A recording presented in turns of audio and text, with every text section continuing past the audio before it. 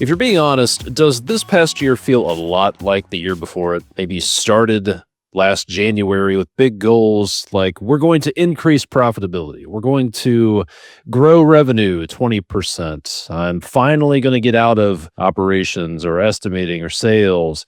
Maybe you said, this is the year I work on the business and not in it. Or we're going to get our financials dialed in. And now here you are at the beginning of a new year.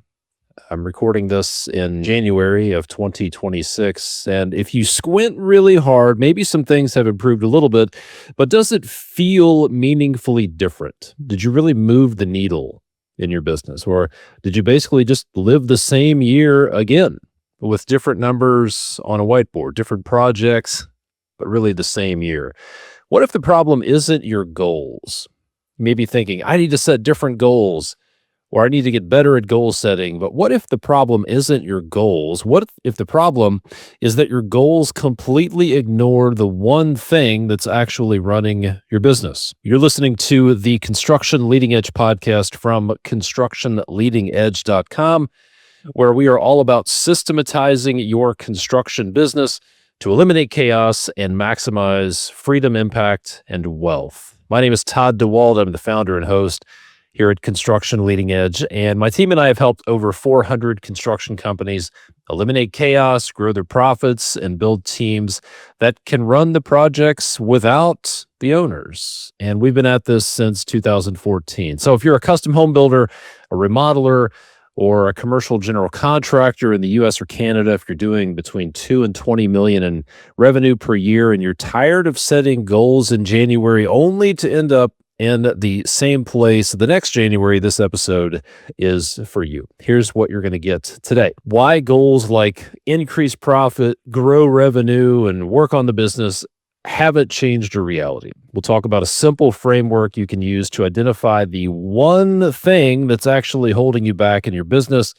And then we'll talk about two of the most common constraints that I see that often kill freedom and profit for construction business owners. Plus, we'll talk about what you should be focusing on instead. So this episode is all about this. Stop setting goals, fix one constraint. Stop setting goals, fix one constraint. So let's get into it.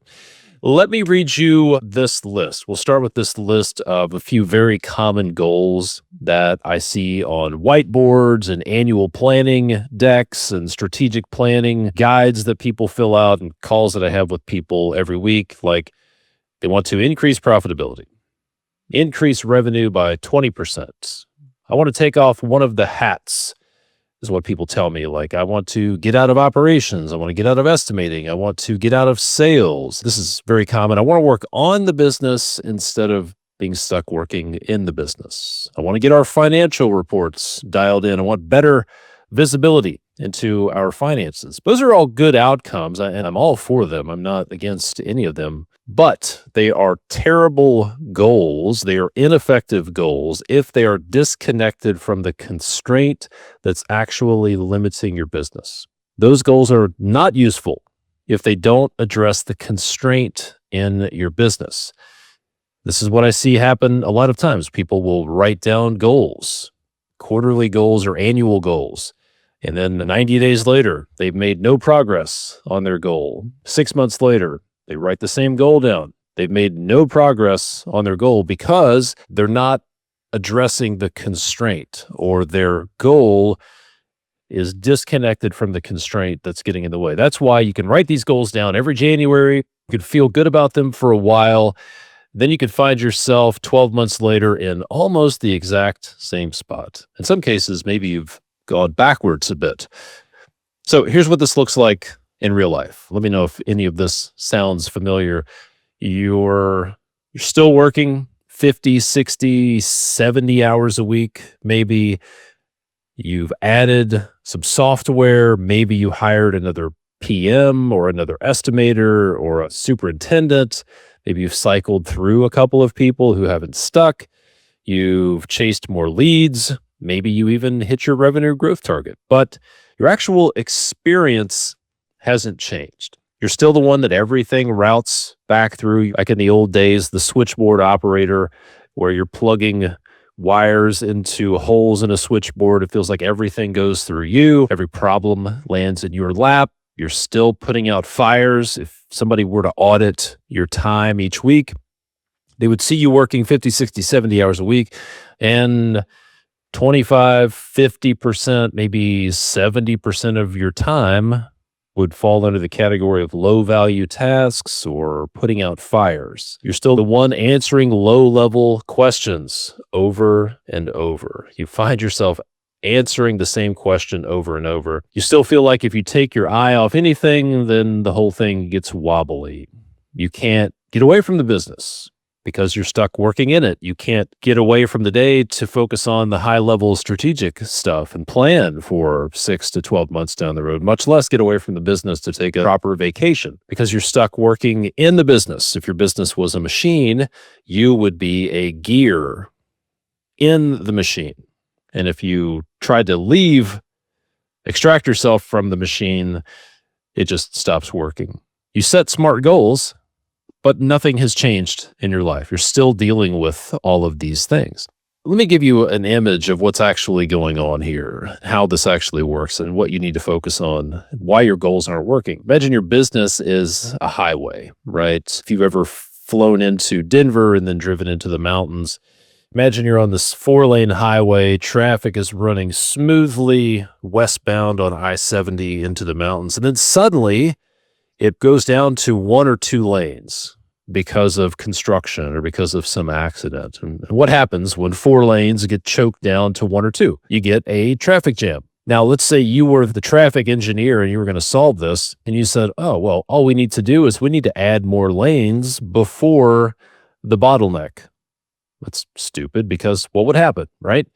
If you added more lanes on the east side of this bottleneck on westbound I-70, you would just create a bigger traffic jam.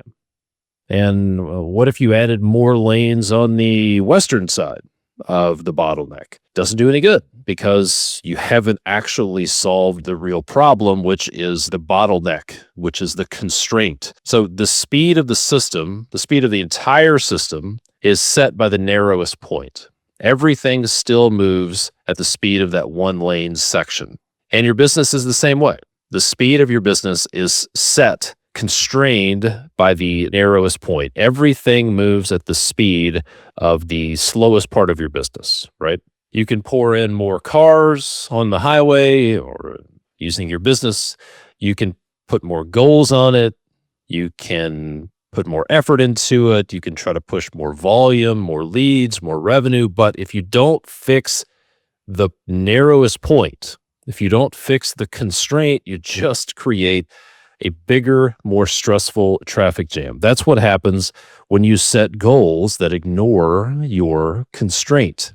If you say your goal is to increase profits, but if your real constraint is that you're bleeding profit out through rework, giveaways, delays, lost productivity, and chaos, then more revenue doesn't actually increase profit. It just multiplies the leaks. And in fact, if you're dealing with profit bleeds and inefficiencies and chaos, sometimes your profitability will go down as you increase revenue.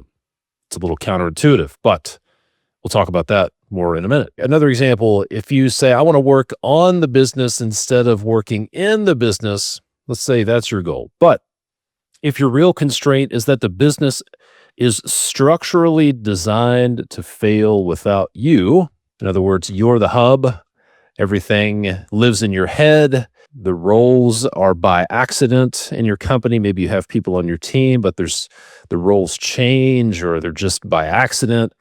Then any growth goal just means you'll be dragged back into more decisions, more questions, and more hours.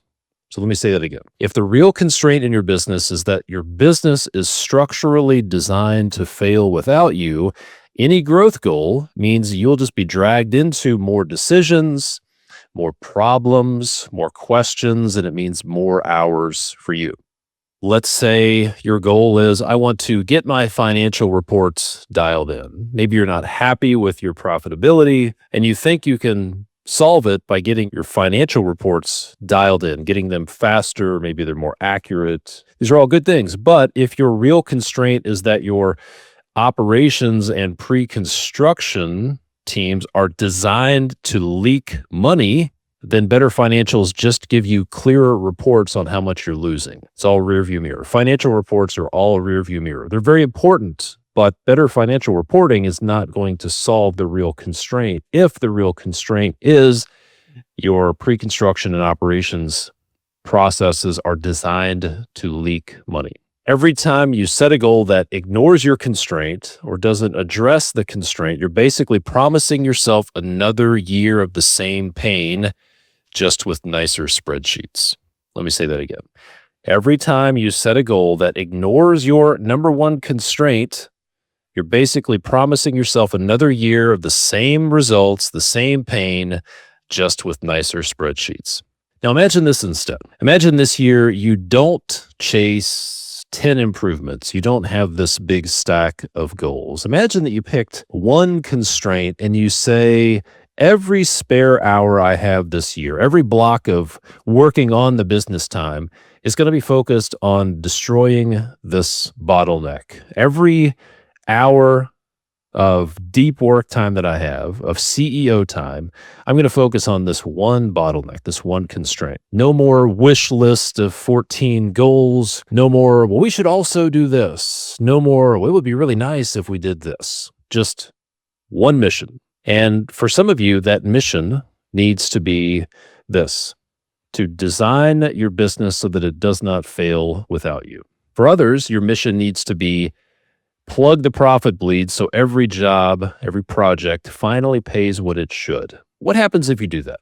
What happens if you focus all of your energy on that constraint? Then your working hours stop being directly proportional to revenue, right? For a lot of you, that's the case. I talked with someone the other day who said, every time my revenue has increased, my working hours increased. So if you were to chart working hours compared to revenue, they were directly proportional, and he was working 70 hours a week. He couldn't work any more hours, therefore he could not increase revenue. When you focus on your number one constraints, you can grow, say, 20 to 30% without adding 20 to 30% more chaos. You can stop obsessing over getting more jobs or more sales or more leads and start obsessing over more profit from the jobs we already have.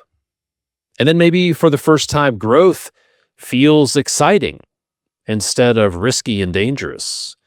You're not trying to be a hero in 17 different directions. You're not trying to fight battles on 4 different fronts. You're focused on one thing. There's a great book called Essentialism, written by Greg McKeown, and there's an illustration in the book where he talks about, he calls it making 1 millimeter of progress in a million directions. So imagine a circle with arrows going out in all directions, 360 degrees. And this is what a lot of people do.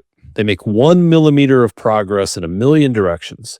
Do a little bit of this in this direction, and then we'll jump over here to this other shiny object and do a little bit of this, and then, ooh, I'm bored with that. So let's go jump over to here to this thing, and we'll work on that for a little while until it gets uncomfortable, and then, oh, let's go jump to something else. And before you know it, a year has gone by, and you've made 1 millimeter of progress in a million directions. And what I'm talking about is taking all of that energy, and instead of going in 360 degrees, instead of making 1 millimeter of progress in a million directions, put all of that energy into one thing, in one direction, into one constraint, solving one constraint. It's like if you're a surgeon working on the one organ that's keeping the body from functioning, or if you're a surgeon, you're focusing on just keeping the heart pumping. One thing, just focus on one thing. You don't need a 37-point plan. You don't need a dozen goals to focus on. Here's what you need. You need to face one ugly truth about your business and have the courage to fix it.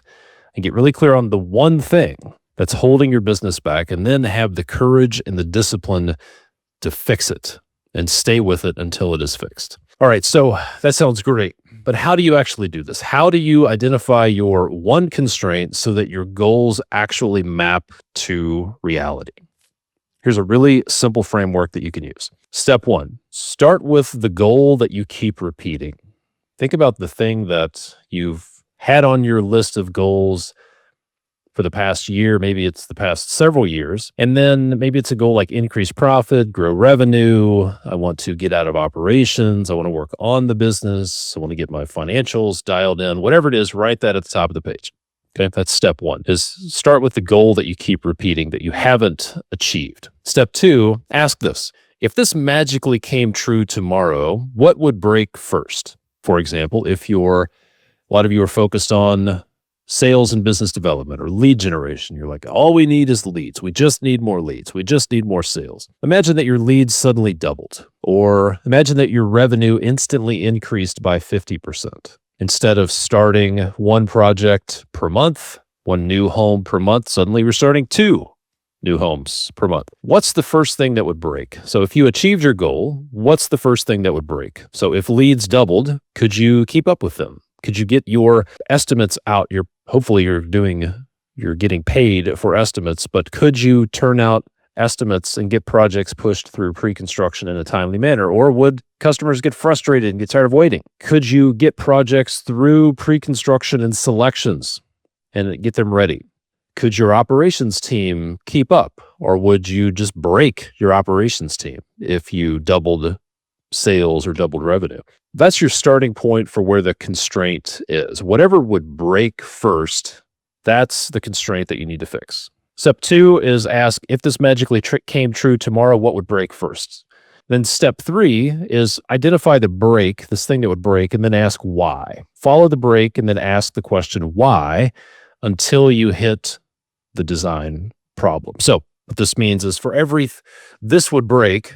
Well, let's say if leads doubled, you would say, well, the operations team would break. Why would it break? Why would this happen? And you keep asking why until you run out of excuses and you hit something structural. Not a person, not the market, but a design problem, a structural design problem with your business. And that is your actual constraint. Let me give you 2 of the most common constraints that I see when owners actually go through this exercise. So constraint number 1 is the business is designed to fail without you. This is a very common constraint. Very few people recognize this, but after talking to somewhere in the neighborhood of 800 to 900 construction business owners over the past 10 years, this is the number 1 hidden real constraint in the business. The business is designed to fail without you. This is the big one. So the goal usually sounds like, I want to grow revenue this year. I want to work on the business instead of in the business. I want to get out of operations or get out of estimating or get out of sales. So we do this little thought experiment, like if I grow or if I step out of operations, what breaks first? And the honest answer is, well, if I stepped out of operations or everything grew, every decision slows down. Clients don't get answers. The team doesn't know what to do. Profitability drops. Quality drops. My phone blows up. I already receive 60 to 80 calls plus texts every day. In other words, as revenue goes up, your work hours would go up. Your text messages would go up. Your stress goes up because your work hours are directly proportional to revenue. So if that's your reality, then your real constraint is not revenue or profit or sales or working on the business. The real constraint is this. Your business is structurally designed to stagnate or fail without you. In other words, you are the constraint. You are the bottleneck. You're the hub in the middle of the wheel of your business. If you had an organizational chart, which you may not, then it would look like a bowl of spaghetti and every person reports to you and there's no structure. You're the genius with 1,000 helpers. You're delegating tasks, telling everybody what to do. You're answering every question. You're that switchboard operator. You own a job and not a business. Everything lives in your head. The business runs on tribal knowledge and proximity to you. The more the business grows, the more it needs you. And that's a design problem. So what do you actually need to focus on instead of just setting these grow goals or work on the business goals? What you need is a design for your business. You have a structural design problem. That means you need a strategic blueprint for your business, which includes what we do for our clients is will help you have a clear organizational design for your business for 2 years in the future. If you want to grow your business, then you damn sure better have a business that's designed to handle that growth, instead of believing the lie that, well, when we get to 5 million a year, then we'll put systems in place for a $5 million a year business. Let me tell you, the only way you're going to get to $5 million or $10 million or $20 million, whatever your goal is, the only way you're going to get there is to have systems in place first. You don't grow a business to a certain point and then put systems in place to support it. It doesn't work that way. Maybe you'll get there, but it's really hard to maintain that. It's probably more like impossible to get there. So the strategic blueprint means a clear organizational design for 2 years in the future, clearly defined seats with clear roles and responsibilities and results, and a path for you to move from the doer and the answer man or the answer girl into an actual owner. So until you redesign your business so that it can run without you, every growth goal is just a promise to work more. Let me say that again. Until you redesign your business so it can win without you, every growth goal is just a promise to work more. The second constraint is profit bleeds. Okay. Here's what this looks like. The goals sound like we want to increase profitability. We need to increase revenue. We need to add this other line of business. We need to get our financial reports dialed in. Maybe you did grow revenue, but you end the year like a lot of folks I talk to could be doing 3 million, 5 million, 10 million in revenue. And in some cases, you're making less money than you should have. If you did a profit bleed analysis, you would see that you're leaving a lot of money on the table. I spoke with someone a few months ago and they did about $6 million in revenue the year before and had $10,000 in net profit. I spoke with another gentleman a few months ago and he was doing $3 or $4 million in revenue and basically making enough money to pay himself a salary that would be less than he would make if he went to work for another custom builder. Not enough money to show for the stress and the risk and the aggravation. So if you feel like, quote, we're busy, we're booked, we're working our asses off, but the money still isn't there, then I would encourage you to do that thought experiment. If revenue suddenly jumped, if you think you just need more revenue, ask this. If you did 50% more revenue, what would break first? And you might realize that if you looked at it, well, rework would probably increase, schedule delays might get worse, more details would slip through the cracks, more clients would get frustrated, clients would lose trust because communication might lapse, cash flow would get even tighter. In other words, more revenue just multiplies the pain.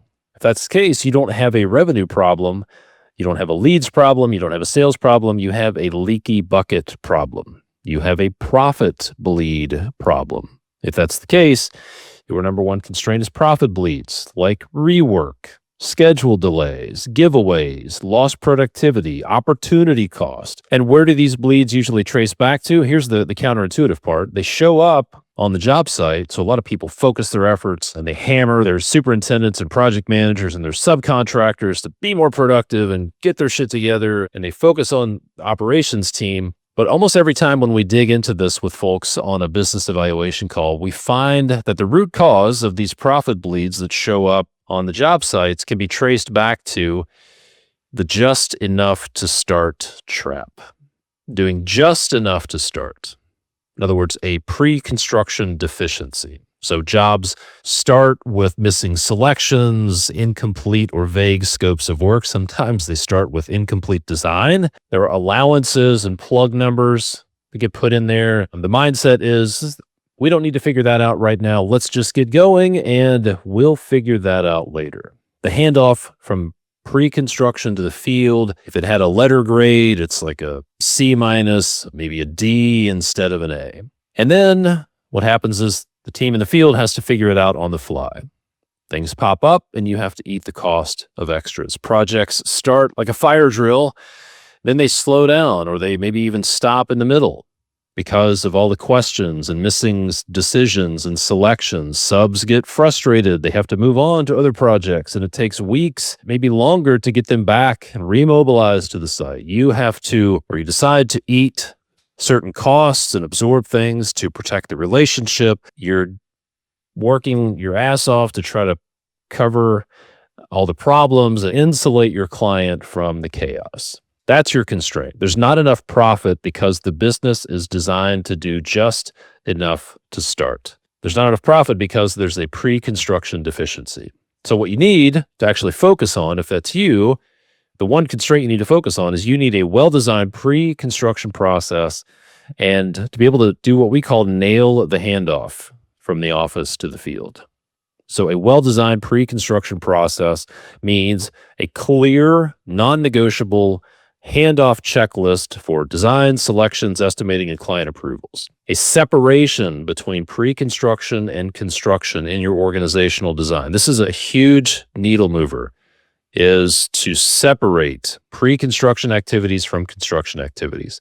Pre-construction should be done before construction starts. And what we find that works best is someone should be focused on pre-construction, and that someone should be different from the person who's focused on construction. And having a documented playbook, this is how we do it playbook for getting a job from initial lead all the way through the handoff without chaos.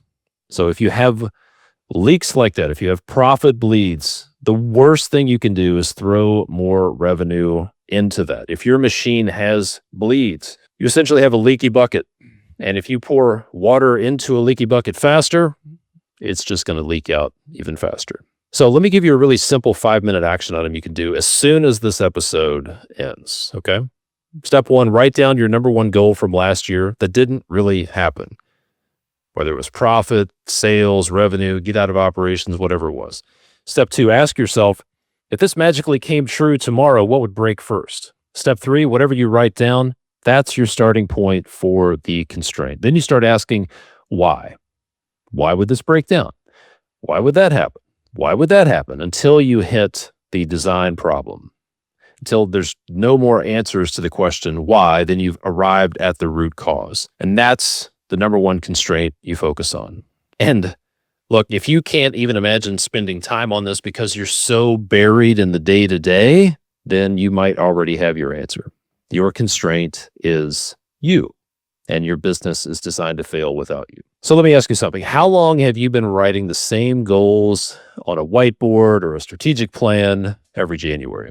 How long have you been saying, I should have more freedom, I should have more money, I should have less stress, but I'm so slammed, I don't even know where to start? Here's the reality. The cost of inaction is huge. The COI, the cost of inaction, is huge.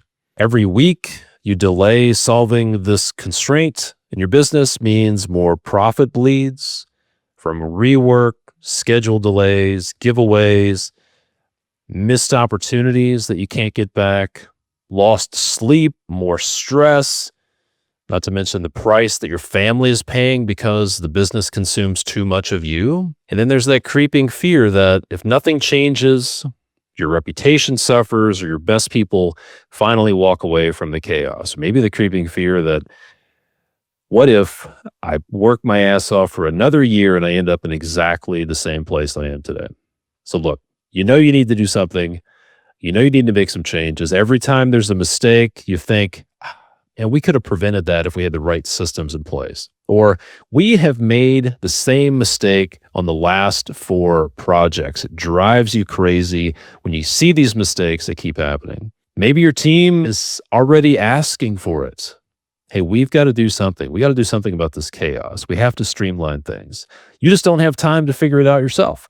So if you own a construction business, specifically custom home building, remodeling, or a commercial general contracting business, and you're doing over $2 million a year, and you're stuck in the day-to-day, can't get away from the business to take a real vacation, if you feel like you own a job and not a business, and if you realize, hey, my business is structurally designed to fail without me, then this is for you. I'm looking for 5 business owners this month to help systematize your construction business in 8 to 12 weeks. So your team runs the projects and you get your time back. So your business runs like a machine that runs without you. The first step is to schedule a business evaluation call with my team. And here's what we'll do on that call. We'll help you identify your number 1 constraint, whether that's your business design, profit bleeds, maybe it's something else. We'll quantify what that constraint is actually costing you and how much hidden profit is there in your business when you solve it. And then we'll show you the exact strategic blueprint or the pre-construction system that we would help you build inside of our Systematize Your Construction Business program.